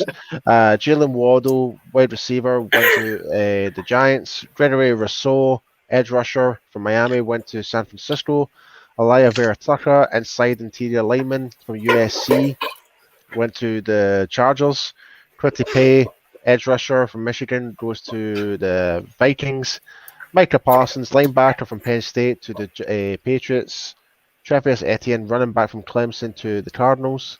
Christian Barmore, interior defensive lineman, Alabama, going to the Raiders. Rondale Moore, wide receiver from Purdue, going to the Miami Dolphins. Mm-hmm. And so we are on to the Washington football team, or the team formerly known as. Mm-hmm. The team with no name. Yeah. Now, anybody happy with the quarterback they have? Taylor Heineke. Who's the pick now? Who's the team now? I'm sorry. It's Washington. Washington football team. Pick number 19. I think this is a slam dunk. Don't even. Yeah. To fall this far is unbelievable. Now, I've got my reservations on him. I said when we did episode 101, the quarterback episode, so there you go, that's where we're going here. I said that this is a guy that should have gone back to college, but he does have all the traits. Very old school style quarterback in terms of his frame, body type, and the way he plays, but the guy can move. He's got wheels. Instantly helps with an issue that they have there, and to fall this far for them, they'd be absolutely laughing their pants off. So the Washington football team take quarterback Trey Lance from the FCS in North Dakota State. The Bisons. But yeah, for them, that's a slam dunk. And they become a very formidable team now. Not instantly, but over time, because Trey Lance is going to have to take, and I think if they try and start Trey Lance from the off, he's going to fail miserably. So what happened the last time when North Dakota State went to the NFCs? I know. Exactly my question, Graham. I wonder about that. I think he's been paid to play for someone else. To move on. Yeah, I think you're right. I think he's been paid more than Dak Prescott. Folks, you knew that was always going to be. We were always going to have one, weren't we? I mean, come on. All right, well, Jamie, you are on the clock, mate, with the Chicago Bears. This is another team where they need quarterback, offensive line, and receivers. Inside offensive line needs a bit of work as well. There's a few choices available to them, but which way are you looking, Jay? What would be your choice if you were the Bears GM right now with this board facing them? I'm just going to thank you first off for taking Trey Lance, because I didn't want my favourite quarterback in this draft going to Washington, which I think he's going to do on the night, to be fair. Like you said, the Bears can go quite a few number of ways. In terms of QB, I think they're going to pull out all the stops to try and get Deshaun Watson, and that's the rumours around him that they've offered him a massive trade. But seeing as we're not doing trades, no trades. With the 20th pick, the Chicago Bears select Mac Jones, quarterback from Alabama. My favorite QB in this draft. I've got more reservations on Mac Jones than I do Trey Lance. There's more question marks around him than Trey. But it's not a bad pick. Fills a need. The guy very much could absolutely explode out the gate. But he's a one-year wonder. And we know that the Bears, when you look at Mitch Trubisky, are willing to take punts on one-year wonders. And you'd think lightning shouldn't strike twice in the same place with any luck. But yeah, there we go. Yeah, that is the Bears. I think I said if we would have been doing trades in here, I would have, like I say, Austin said, I probably wouldn't have picked Matt Jones because I think they would have gone for. Like I said, I think they're going to push everything out for Watson, but yeah, trade blocked me there. Otherwise, I would have probably gone. I would have probably gone. We will do. We can look at that because we will do an episode with trades, and we'll do there's a couple of different mock drafts we're going to do just to change things up and look at different angles. But Paul, you're back on the clock with the Colts. Offensive line and wide receiver looking like it's going to be a bit of a need for them. Yeah, I've already decided who I'm going to go for already. Okie dokie. Yep, so with the 21st pick overall, the Indianapolis Colts will go with Virginia Tech offensive tackle Christian Darrisaw. Great pick. A very good pick. I'm surprised he's this far down, to be honest with you. I like a lot of Christian. Where is he on my rankings? He is 15th. But the guy he had huge ratings. Got all the physical tools, is an elite tackle. He's NFL ready now. But what is good about him is this is a guy who is already ready in terms of his hand usage. And that's a big thing. When it comes to feet and hands with offensive tackles coming from college, it's all about the feet and hands, getting them in sync with and he's already got that. That would have been my pick for the Jags. Yeah. I would have taken him. I actually have him at 15 at the minute as well, Paul, to be fair. Mike, same as you. I got him at 15. Yeah. He is great. I like him a lot. I like the pick too, and to fall that far is absolutely perfect. But Graham, you are now on the clock with the tight ones. Defensive end is a big one, and inside defensive tackle. Yeah, but the board does not do well for those positions. I'm going to go another way. At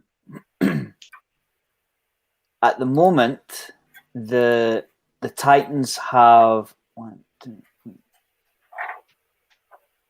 they have 4 cornerbacks that will hit free agency, and they've only kept one of them.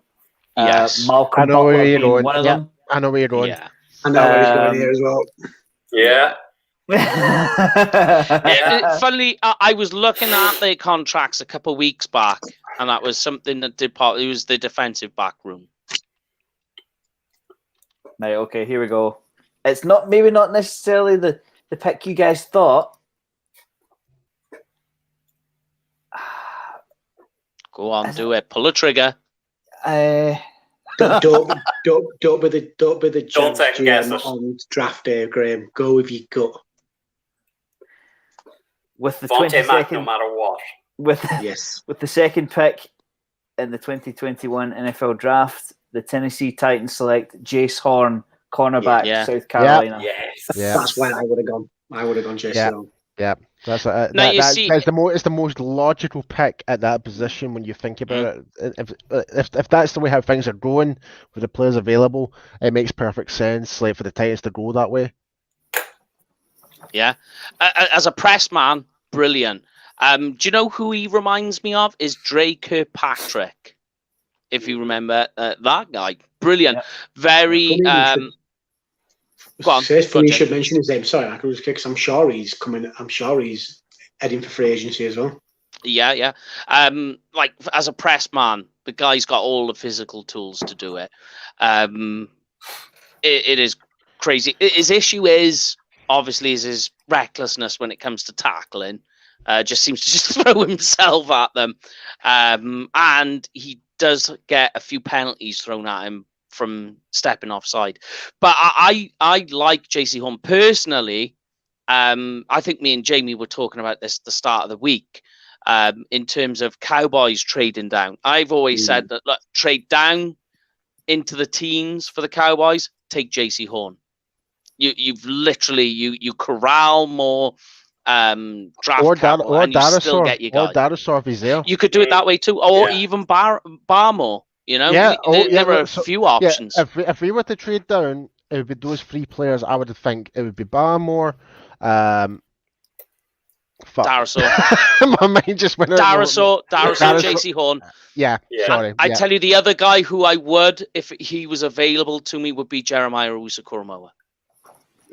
That would be another guy I would take if I traded down.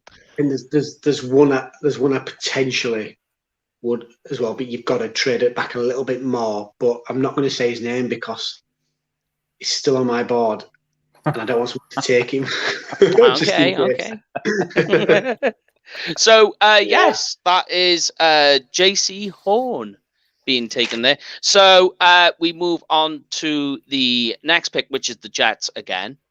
And so if you want to take it away, because we've managed to fill one void by taking our quarterback, which was in a very crazy pick, but they still have needs to fill. I mean, the Jets have needs to fill everywhere.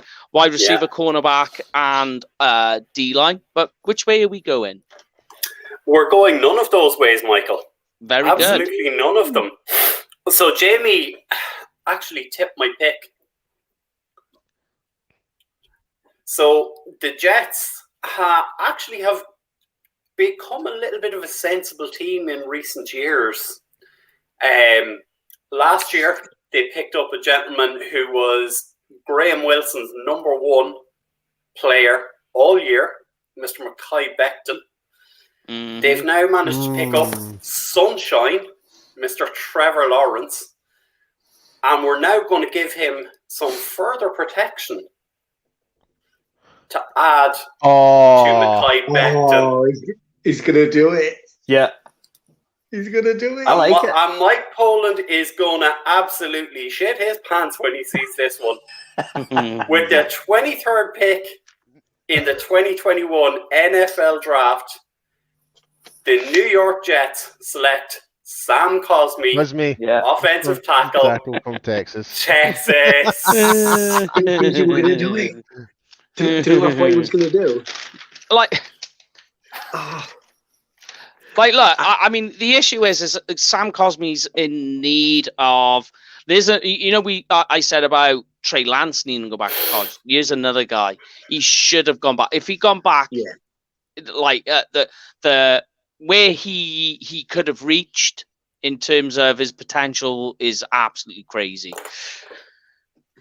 Well, do you know I actually thought you were going to go for? I thought he was going to go for the Whitewater Rapids guy. No.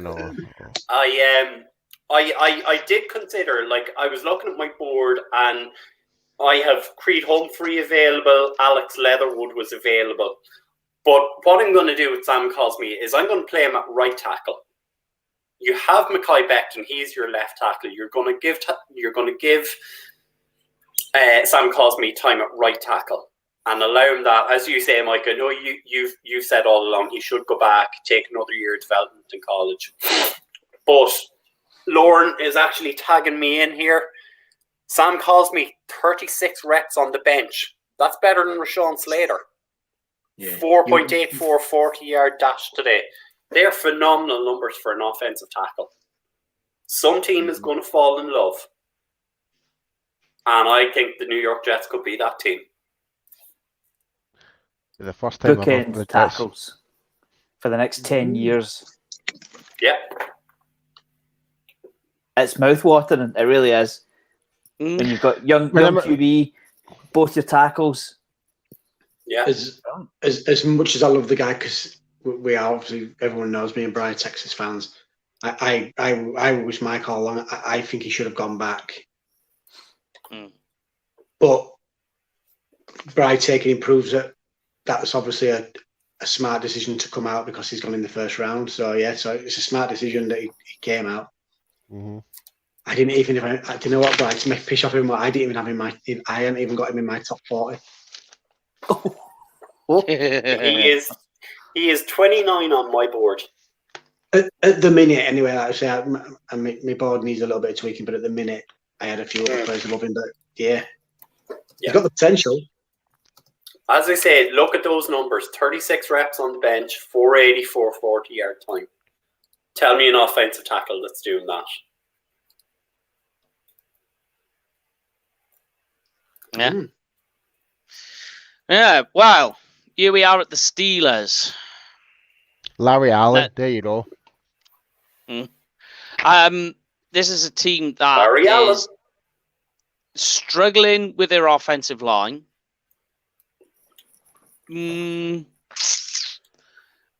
I have a guy who I am very tempted to take at this point, purely because he fills a semi-need for them as well, which is cornerback.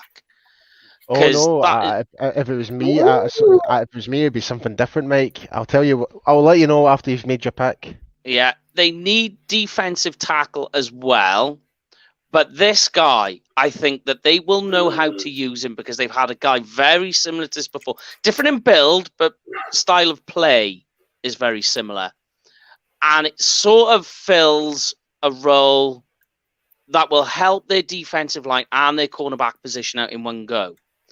So, with this pick, I am taking my highest ranked player right now. Although I do have another guy ranked higher than him, but it makes no sense for them to take him.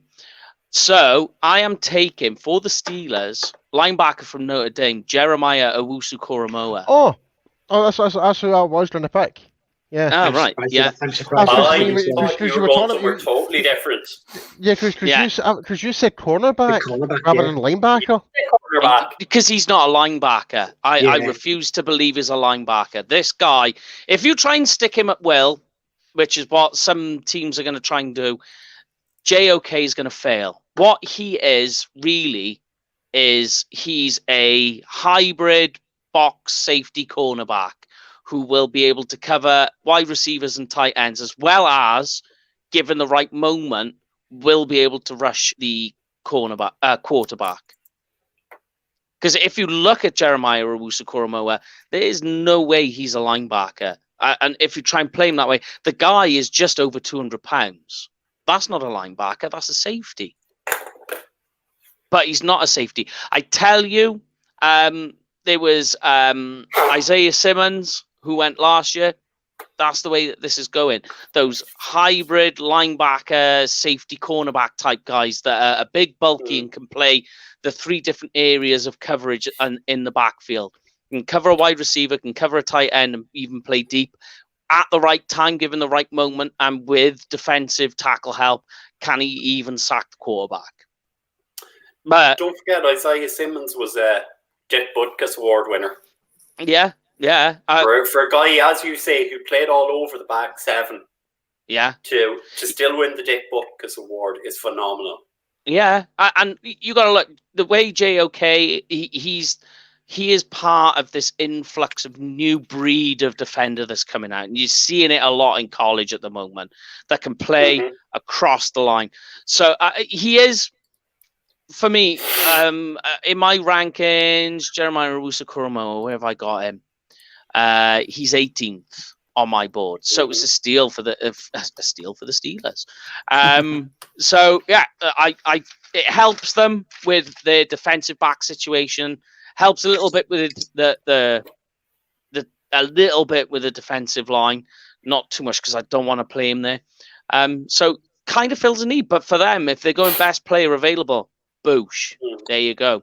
You could argue about whatever's going to happen to Jiu-Jitsu, their wide receiver. So I don't know. I don't know what's going to happen there. I'm still waiting to hear more on that. But the Jaguars are now on the clock with Mr. Jamie Smith. What other? I have got a couple of notes on here. What have you still got on outstanding or their needs? Offensive tackle for the Jags. Corner, yeah, you got corner and tight end. Yeah, you could even go safety. You could even go safety. Safety is a bit of a need. I just wonder what everybody else had, because I had tackle and cornerback. Tackle and defensive back, basically. Which way you want to go, whether it's corner or safety, is up to you.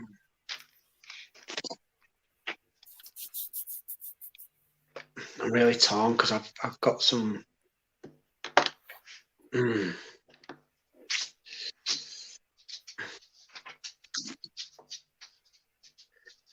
I can get his name right, let's have a look. Right.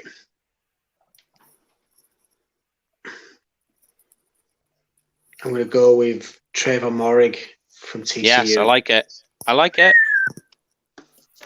I've got a lot of defensive line players above him on my board, but like you say, just it's a need, a glaring need for the Jags. It helps them out, and I was writing up. I don't know if you've seen it on Trayvon Moehrig. The guy is he's a baller. He is my number one safety as well. Like size, everything about him is absolutely bang on. Can cover.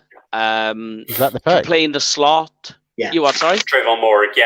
Yeah, Trayvon Moehrig. And what is sneaky as well about him, which isn't really a need for the Jags, but it's a strength on strength situation, is he can even come down into the box and play a little bit of linebacker if you needed to.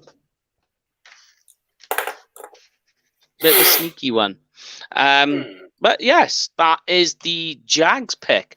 So now we're back round again on to Paul, and it's the Browns.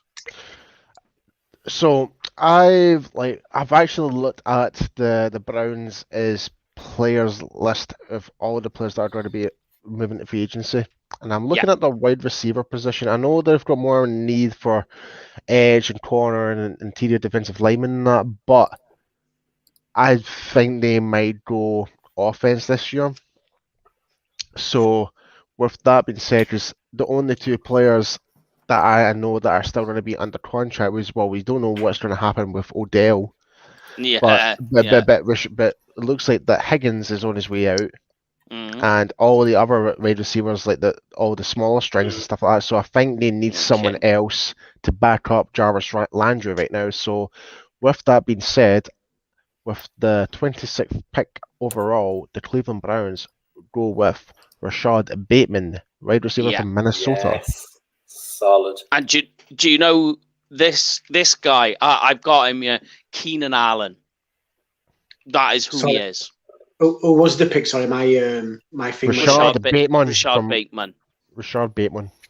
Cheers. It was a toss-up between him or Terrence Mitchell Jr. from LSU. Yeah. Now, do you know what? Do you know a little fact? Right, I got him as Keenan Allen, not for this reason though. But do you know he's a big basketball player in college, and you see that. You can see the basketball background coming into his game.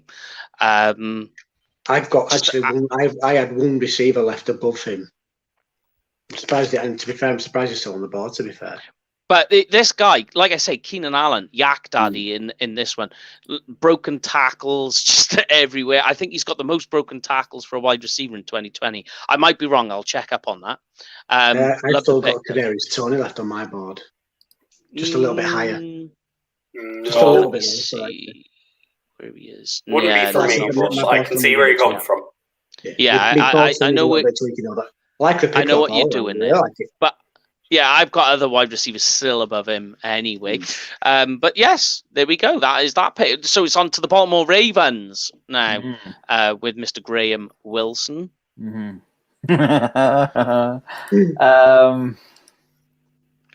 There's a guy standing out that absolutely fits perfectly for this team.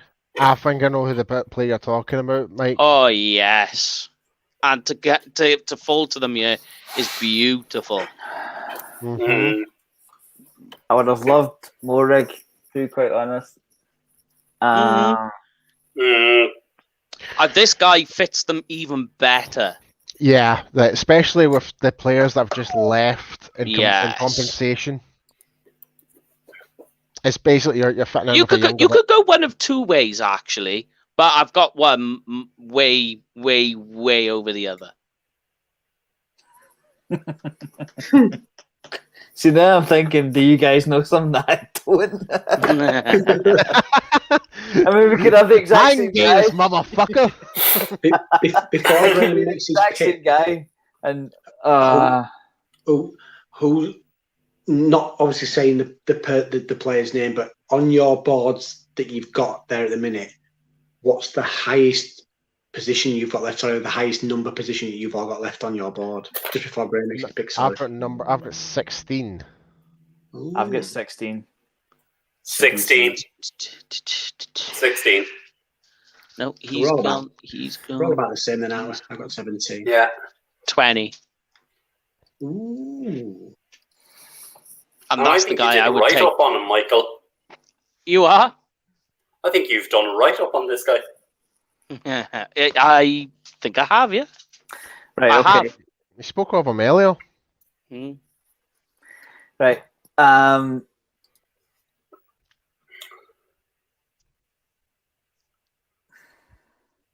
Judon is hitting free agency. Yannick Ngakoue is hitting free agency. With the 27th pick in the 2021 NFL Draft, the Baltimore Ravens select Jalen Phillips, edge rusher from Miami. That's exactly who I was thinking. Yeah, I get the injury concern, but at 27 with his talent, there's every chance. Every chance. He does have, like I say, he does have the injury concern, but he's not the guy I would take. But he is a great talent, as we were talking about earlier.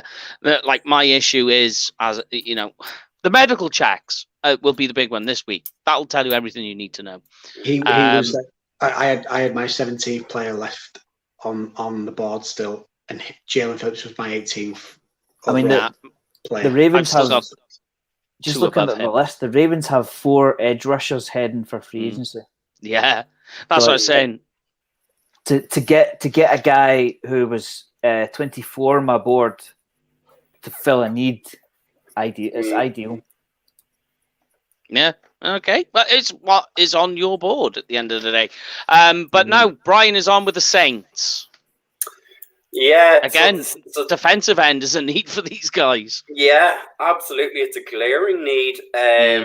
They're also looking for cornerback, wide receiver. They also could do the quarterback as well. I don't know if we're going to get a 6th quarterback into the first round. I'm extremely disappointed that Jamie did not draft Sam Ellinger yet. you be the bigger man and take him. You be the bigger man.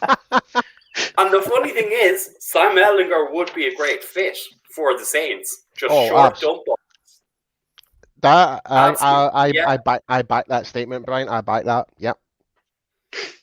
It's short dump off game. It would work, but no, we're not going to go there. The guys who are absolutely standing out on the board, it's all edge rushers to me. Some of the names that are popping up, the guy I thought Graham was going to actually take was Azeez Ojulari. I'm looking at Carlos Basham Jr. I'm looking at Jason Aweyu. Yes, there's your guy. And they're kind of the names that are sticking out, but the one guy who's sticking out even further than that from me, and I have to do it, Joseph Osai, edge, Texas. Nothing wrong with the pick, actually. I quite like Joseph Osai. I get what you're doing in terms of the fit, and I can see why you said Carlos Basham as well. But I would have gone Penn State's Jason Owe. Mm-hmm. Yeah, I could understand that call as well. Yeah, absolutely. I was considering Asai for the Bills. I was hoping he was going to fall a little bit more, so I could take him. But yeah, good. But I said maybe one that could have. Yeah. So just before we move on to the next part, just a big shout out to everyone that's actually still with us right now. This has probably been the longest show we've done in a wee while. Obviously, we're doing a draft now, but we will recap this, and once we've done with the draft, we will post up a whole summary. And big shout out to Cowboys for Life 48, watching all the way from Virginia. And we actually had someone else watching from the States as well. So guys, thanks for swinging by. It means a hell of a lot. Hey, DJ Dog from Australia, I believe. Yeah. Dog, DJ, you from Australia, Dog? What the hell? I believe so, if I remember rightly. Yeah.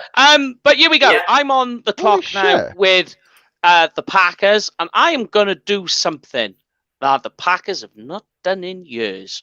Basically, bring it home, mate. I know who is it. I don't want Aaron Rodgers to be pissed off again for another year. So I am going to help him out because at the moment, Devontae Adams is the only guy. I'm going to give him a slot receiver in the terms of Ole Miss's Elijah Moore. Oh, I didn't think you'd do that. No, I didn't think you would do that. Oh. He's my highest rank wide receiver. So I've got Devontae Adams, who's absolutely storming on the outside. I put Elijah Moore, who's my best slot receiver. The only other wide receiver I might have taken was Kadarius Toney.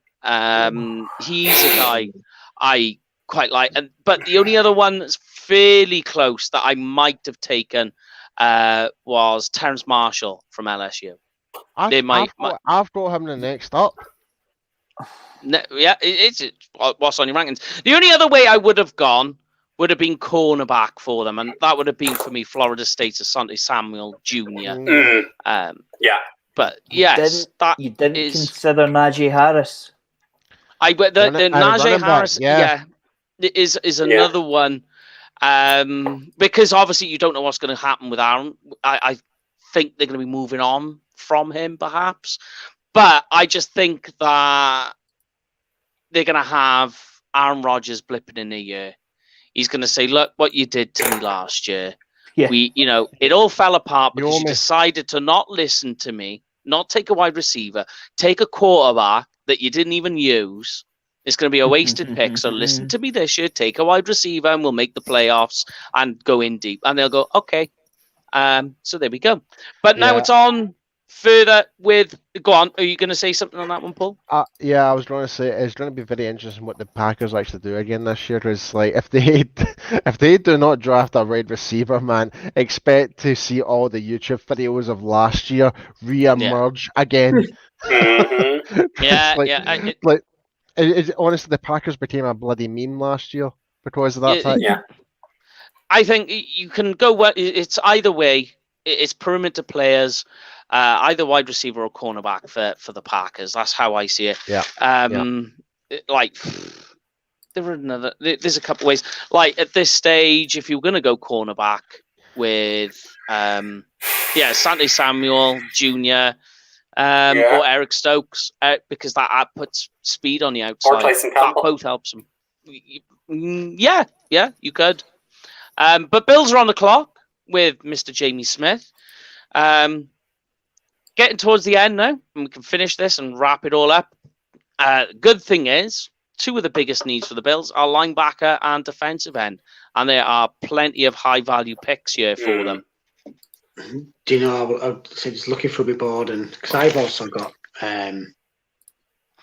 defensive line as well, that maybe not a massive, but they've add to, and it's really tempting to take Leatherwood, but I just think it's a little bit of a reach even at 30. Like saying there is a guy I would take for them that absolutely fits them perfectly for offensive line, but you hit it.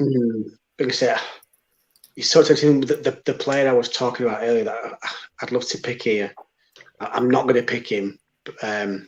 The guy from Tulsa, but I've got someone that's a lot higher. You've got it. I like him. I do, but I've got someone that's left on the higher rank. Yeah. So have I. And I can't believe that in this mock that he's fallen this far.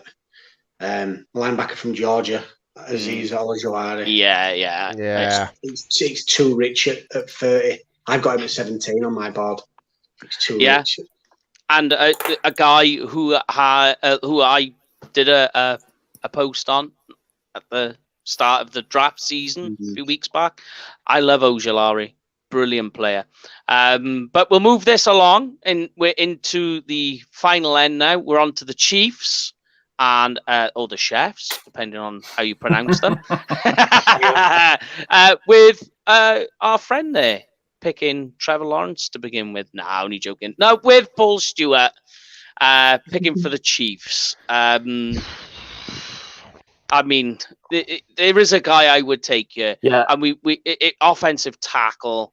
Yeah. It has to be now that Fisher's gone. Has to be.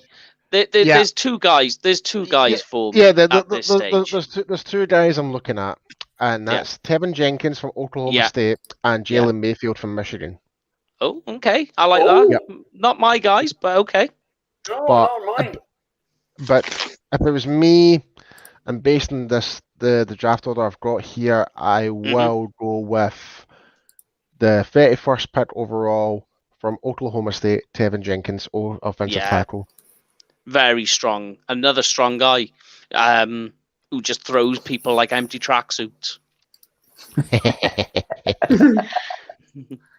I like it. Good pick, and helps them out, like you say, and especially after the Super Bowl where they had no offensive. I can't see them going any other way. They need to address it. Address it, yeah, definitely, 100%. There's not much really you can say about that. Everybody, unless you were living under a rock, knows that the Chiefs need offensive line help. But finally, we're on to the Bucks, who are really, it's all about the defensive line for these guys. It is. Shame there aren't any. I don't know. I've got my guys still there. I've got a top 20 guy still on my board. I've got guys still at 16, and I've got still a guy at 27. 21. But they're offensive players. But the only player I've got is at 30, 31, and 30, 30, 31, and 36. Come on, say that as well, Graham. We've all, take us home then, Gray. Take us home. We've all bagged for him. Come on, nobody's done it. Pick Sam Ellinger. Pick Sam Ellinger. Do it. Hey, I'm doing 12. I'm doing all right. Finish it off. Take us home. Take us home. Take us home, so we can wrap this baby up. Well, not wrap it up, but I will need to put the graphic up for the summary. I will need to put that up. Right. I'm gonna go a different way. Okay. I'm gonna play to TB12's strengths. Yeah. I know where you're going. The starting running back for the Buccaneers right now signed is Jones, Ronald Jones. So with the 32nd pick in the 2021 NFL Draft, the Tampa Bay Buccaneers select Najee Harris, running back, Alabama. That's a great pick at 32. That's a great pick. And did you know he has the most broken tackles in this class for any player? Mm-hmm. Broken tackle galore. But yeah, helps them out. You could say it's a bit of a reach for them, especially with the needs that they have. But you know, defensive tackle, we said it from the very start. Day two guys. You know, they're all day two guys. So you take your guy now, you know, you're running back, and then you take your defensive tackle later down the line. But running back is so important to Tom Brady. He I mean, especially with Fournette's a free agent, McCoy's a free agent. They won't go into the season with Jones to put a talent in there. I couldn't resist. I couldn't resist it. But interestingly, 2 running backs off the board, very undervalued. Yeah, it's more of an issue, really, isn't it, with running backs that people are scared to draft them, especially when you look at the likes of running backs that have gone in the past. That these day 2 running backs, like Alvin Kamara, they seem to be the guys that dominate. So taking a first round running back is always very scary for some teams. But there we go, guys. You have it up on the board there. List of all the plays we did in our mock draft. Try to make it a little bit of a mix-up just so you could see some of the players. Everybody's boards very, very different. We are going to do a rankings show, which we'll do a little bit later down the line. But yeah, there we have it. Our first Volume 1 mock draft with no trades in a vacuum. Yes, we are doing as well, guys, the draft day show. As we said at the start, it's going to be a 24-hour show, all in aid for NHS, starting at 7:30 in the morning in the UK, 2:30 in the morning if you're over in the States Eastern Time. And of course, as well, a nod to our sponsor, Cowboys Experience. If you're going to a game this year, make sure you book it through Cowboys Experience. They have game day tickets, stadium tours, and tailgate parties you don't want to miss. And make sure you use the booking code UK Cowboys. And as we always say, if you go to any of the events, send us the photos. They go right to the top of our social media for you, because we like to promote it and show how much fun it can be. But on that note as well, we do have a couple of people booked from Cowboys Experience to join us on the draft day show as well. More news coming up on that. But guys, how do you think it all went? Do you enjoy that? I know Graham did. He loves a good mock draft. I love doing it because it's the perfect opportunity to learn about guys you necessarily haven't looked at. I mean, there was a couple of names thrown up tonight. I had to, reevaluate as a first drift back through it. The more mocks you look at, the more you learn, and the more in the know you'll be on draft night. I just saw Dog's comment there, and I'm at second round. I can't even tell you anyone I can name from the second round right now, to be perfectly honest. I'll tell you what though, as long as in the second round, if we're going offense and if we do decide to go for Kyle Pitts, right, if we do, right, the rest of the draft better be fucking defense. I'm sorry, but it has to.